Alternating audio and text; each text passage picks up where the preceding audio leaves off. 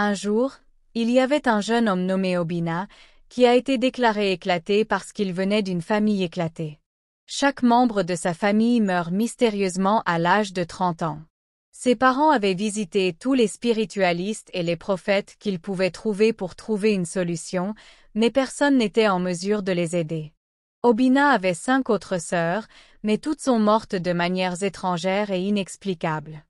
Il était le seul fils de ses parents à être resté, et chaque jour qui passait, Obina vivait en constante peur.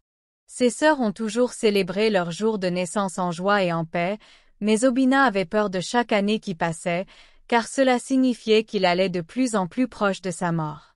Il était riche et sa famille était influentielle, mais personne n'a jamais vécu pour apprécier la richesse au-delà de l'âge de 30 ans. Avec toute la richesse que ses parents avaient, ils ont voyagé loin. Ils ont visité de nombreux États, villages et pays pour trouver une solution, mais éventuellement, ils ont abandonné. Le jour où Obina a célébré son 28e anniversaire, il était sur son chemin au gym, quand il a vu une foule à côté d'un marché populaire. Il ne s'intéressait vraiment pas à la foule et il a eu du mal à traverser le trafic, mais quelque chose en lui a empêché d'aller voir ce qui se passait. Il a gardé son voiture aux côtés de la route et a essayé de traverser la foule, juste pour voir ce qui se passait. Quand il est arrivé dans la foule, il a vu une vieille femme âgée, molle et brutalisée par la foule.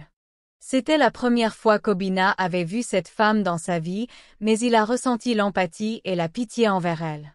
Il a pensé à ce qu'il devait faire. Un homme a apporté un pneu, et un autre homme l'a suivi avec un sac de combustible. Ils avaient voulu mettre la vieille femme en colère. Obina a rapidement assis devant la femme et l'a gardée, malgré la brutalité de la foule. En rage, ils lui ont crié pour qu'il la laisse partir, pour qu'il la tue en vie. Mais Obina a assis sur le sol et a insisté qu'il lui ait raconté l'offense qu'elle avait commise, qui était si critique pour qu'il la tue de cette façon. Quand la foule a vu qu'Obina était sérieuse en protégeant la femme, une jeune fille de la foule s'est révélée. Elle a dit à Obina que la femme avait volé son sac. Elle a dit qu'elle avait 1 milliard de Nera dans son téléphone et un téléphone très cher qui valait presque 800 000 Nera. Obina a été choqué par l'accusation de la jeune fille. Il s'est demandé pourquoi la vieille femme choisirait de la tuer. Obina a dit à la foule de laisser la femme partir. Il a dit à la jeune fille qu'il allait la payer pour tout ce qu'elle avait accusé que la vieille femme avait volé de lui. Mais la jeune fille a refusé. Elle a insisté qu'Obina allait lui donner le monnaie pour tout, immédiatement, ou qu'il les laisse tuer la femme. Après beaucoup de délibération, Obina a pris son téléphone et a demandé les détails de l'acompte de la femme. Il lui a envoyé 2 millions de Nera immédiatement et a demandé à la jeune fille de se séparer de la foule. La jeune fille a dit à la foule de laisser la femme partir et a remercié Obina de couvrir sa perte. Quand il n'avait plus rien, Obina a regardé la vieille femme qui était encore à la moitié naquée sur le sol, respirant fort. Il a rapidement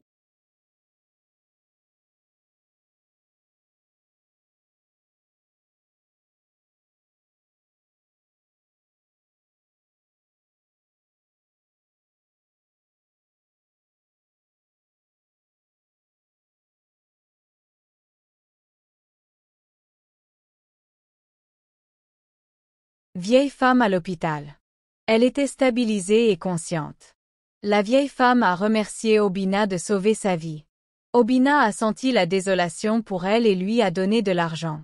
Lorsqu'il est resté pour partir, la vieille femme a tenu son doigt et lui a dit quelque chose. Elle a dit Obina a été choquée que la vieille femme savait de la course de sa famille. C'était la première fois qu'il la voyait. C'était donc complètement étrange. Comment sais-tu tout ça? Je suis la fille d'un sieur. Et parce que tu m'as aidé, je t'aiderai également. Maintenant, assis-toi et écoute. Pour complètement éradiquer un arbre, il faut l'éliminer. Obina s'est rapidement assise et a donné à la vieille femme son attention complète. Puis elle a commencé. Beaucoup d'années auparavant, dans votre ville, avant que le monde devienne modernisé, il y avait 2 amis appelés Gosier et Misier qui étaient très pauvres. Tout le monde dans votre ville les moquait et les scondait parce qu'ils vivaient comme des bébés. Un jour, Gosier a visité Misier et lui a dit qu'il était fatigué de vivre comme un pauvre. Il a suggéré qu'il visitait un château de poules pour gagner de l'argent.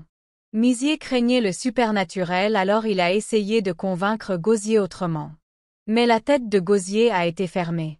Gosier a dit à Misier qu'il allait visiter le château de poules la semaine suivante et que s'il avait changé d'avis, il allait lui suivre. Mais Misier était reluctant.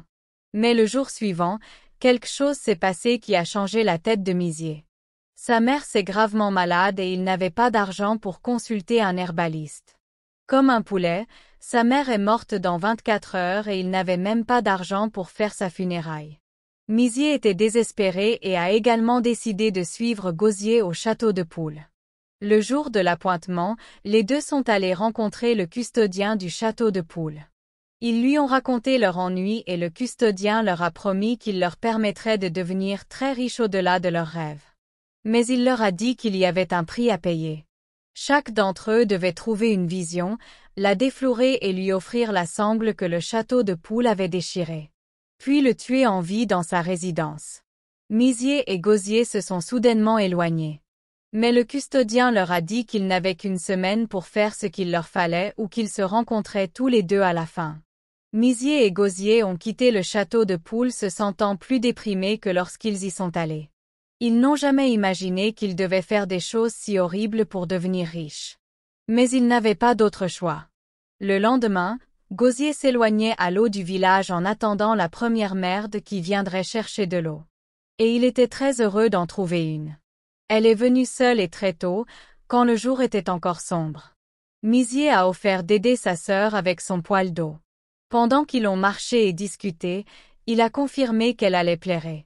Puis Misier a intentionnellement cassé le poêle d'eau sur sa gorge et l'a rendue inconsciente. Il a pris la merde dans sa maison, a fait ce que le custodien a demandé et l'a emporté au dos de sa gorge. Misier, par contre, était sceptique. Il était même trop effrayé pour y penser. Gosier a rencontré Misier ce matin et lui a dit qu'il avait fait ce que le custodien avait demandé et qu'il était le seul à y aller. Il a rappelé à Misier des conséquences s'il devait pleurer et il est parti pour sa maison. Pendant que Misier s'est assis et s'est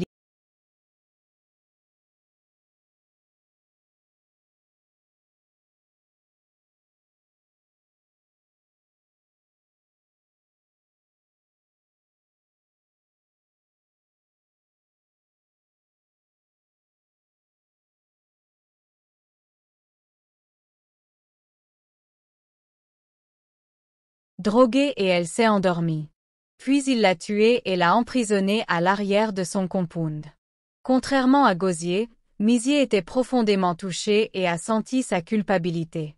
La meuf que Misier a tuée était la seule fille d'un vieil enfant alors que Gosier a tué un enfant.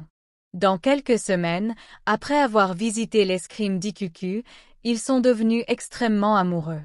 Par contre, leur lifestyle luxueux a été court-terminé car Misier est mort mystérieusement après 6 mois.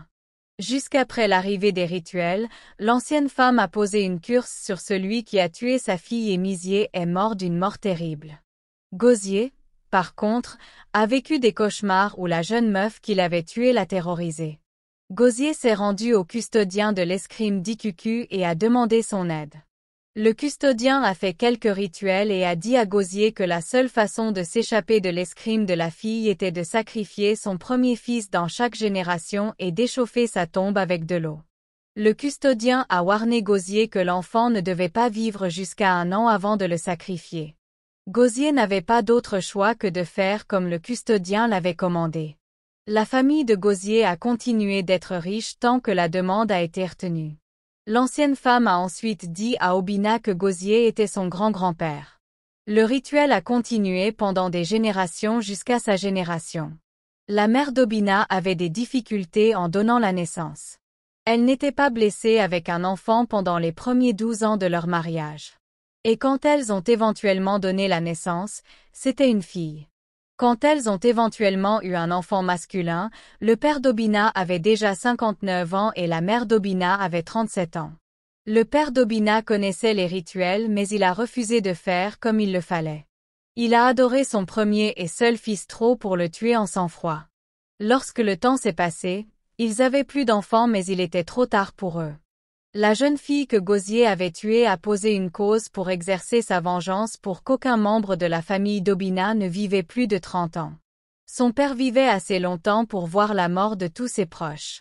Après que l'ancien homme a terminé de raconter, Obina est devenu plus peur. Il n'avait pas l'idée que c'était si sérieux. Il est allé sur ses genoux et a demandé à l'ancienne femme de l'aider. Elle lui a dit qu'il y avait quelque chose qu'il pouvait faire mais qu'il n'allait pas être facile. Elle a dit à Obina qu'il devait retourner à sa ville et trouver l'endroit où l'enfant avait été tué. Il allait enlever ses genoux et trouver la base de sa vraie famille. Il allait lui donner une barrière pour qu'elle ne soit pas la reine. Mais c'était après qu'il avait confié à son grand-père et a demandé la pardon de la famille de la jeune femme. Ce n'était pas vraiment facile mais Obina avait dû le faire s'il voulait vivre. Obina a remercié profondément l'ancienne femme et a rapidement retourné à la maison pour confier à son père.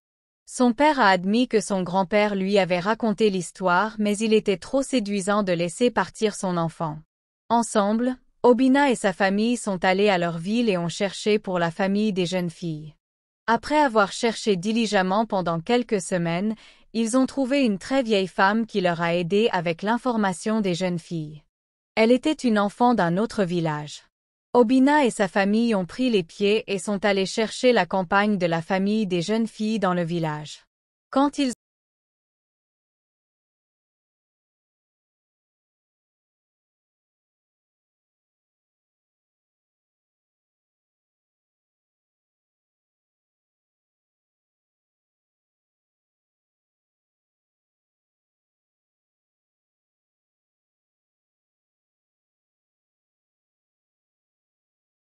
En considérant le fait qu'elle était âgée et innocente du crime de leurs ancêtres et leur a donné une liste de choses à acheter pour apaiser l'esprit des jeunes filles. Le lendemain, la famille d'Obina a acheté tout ce qui était demandé et a tenu une très grande fête pour célébrer la mort des jeunes filles et l'envoyer comme une reine. Pendant la fête, Obina est entré dans la maison des familles des jeunes filles et a vu une large image sur la muraille. Il a porté l'image et l'a regardée avec surprise.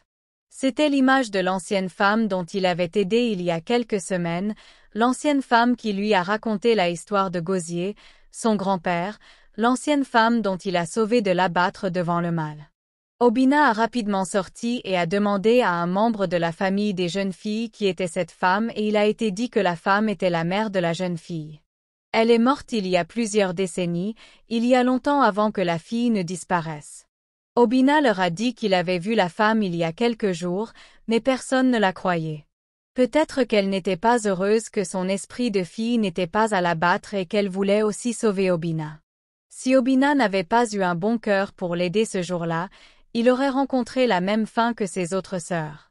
Après la fête, le cœur a été élevé sur la famille d'Obina et leur faim a soudainement diminué. Cependant, Obina était diligent et optimiste. Il a lutté seul et a éventuellement réussi dans la vie.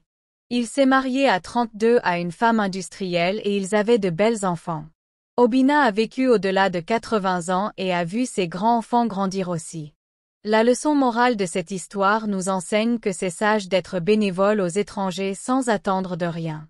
Tu ne peux pas dire qui sera ton aideur demain. Il n'y a pas de court-coup dans la vie. Choisir les mondes rapides aura des conséquences que vous et vos générations à venir ne pourront pas payer. Merci beaucoup d'avoir regardé et n'oubliez pas de vous abonner à notre chaîne YouTube. Si vous avez apprécié cette histoire, donnez-lui un pouce bleu, commentez et partagez. Merci et que Dieu vous bénisse.